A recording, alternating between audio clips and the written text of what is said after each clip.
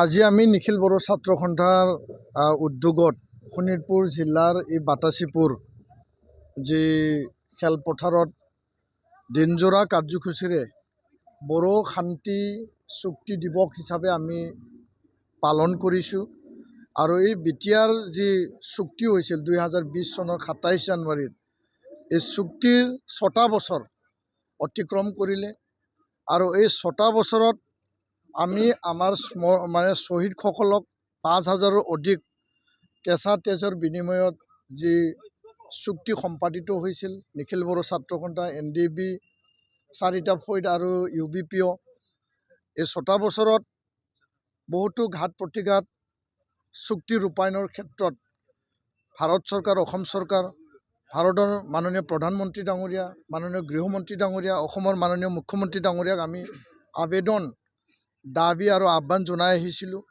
কিছু চুক্তিৰ দফাসমূহ ৰূপায়ণ হৈছে, নোহোৱা নহয়। ইয়াৰ বাবে আমি মাজে সময়ে আমি চৰকাৰক ধন্যবাদ জ্ঞাপন কৰিছোঁ। কিন্তু এই চুক্তিৰ যি মূল দফা আছিল যে আমাৰ বৰ্তমান আমি য'ত থিয় হৈ আছোঁ, এই শোণিতপুৰ আৰু বিশ্বনাথ জিলাৰ 60খন গাঁওহে অন্তৰ্ভুক্ত হ'ল।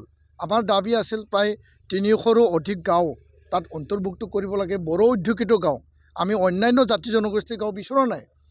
আৰু লগতে বিটিআৰত যি 40টা পৌৰসদস্য সমষ্টি, এইটো 60টালৈ বৃদ্ধি কৰাৰ কথা আছিল।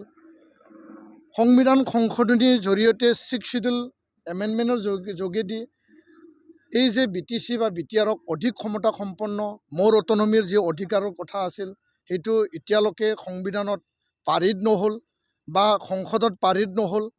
তো এই কথাবিলাক বড়ো কছাৰী কাউন্সিলৰ পূৰ্ণাংগ মৰ্যাদা ইলেকশ্যন অনুষ্ঠিত কৰা বা তেওঁলোকক পূৰ্ণাংগ এটা কাউন্সিল গঠন কৰা, কাৰ্বি আংলং ST হিলৰ বিষয়, জেলত NIA কেডাৰসকল 50জনৰো অধিক তেওঁলোকে যি আছিল তেওঁলোকে ঘৰলৈ উভতি আহিল। ইয়াৰ কাৰণে ধন্যবাদ জনাইছোঁ আমি চৰকাৰক। কিন্তু CBI আদালতত এতিয়াও 6গৰাকী প্ৰাক্তন NDBৰ মুৰব্বী ৰঞ্জন দৈমাৰীসহ এতিয়াও জেলত আছে, তেওঁলোকক মুকলি কৰিব লাগে। NDBৰ হাইনিয়াছ নন হাইনিয়াছ কেছ উইথড্ৰ কৰিব লাগে আৰু স্কুল বিদ্যালয় প্ৰাকৃতিকীকৰণ কৰিব লাগে। বহুতো এনেকুৱা অনুষ্ঠান প্ৰতিষ্ঠান নিৰ্মাণ কৰিব লগা, আন্তঃগাঁথনি নিৰ্মাণ কৰিব লগা বিষয় আছে। সেই বিষয়বিলাক এতিয়াও নিষ্পত্তিবিহীনভাৱে বা ৰূপায়ণৰ কাৰণে উপেক্ষিত হৈ আছে। আৰু আমি আজিৰ এই মঞ্চৰ পৰা ভাৰতৰ প্ৰধানমন্ত্ৰী ডাঙৰীয়া, গৃহমন্ত্ৰী ডাঙৰীয়া, অসমৰ মুখ্যমন্ত্ৰী ডাঙৰীয়াক আমি পুনৰ আহ্বান জনাইছোঁ যে আমি গণতান্ত্ৰিক কথা, আৱাজ, শান্তিপূৰ্ণ বাৰ্তাৰে আমি জনাই আহিছোঁ।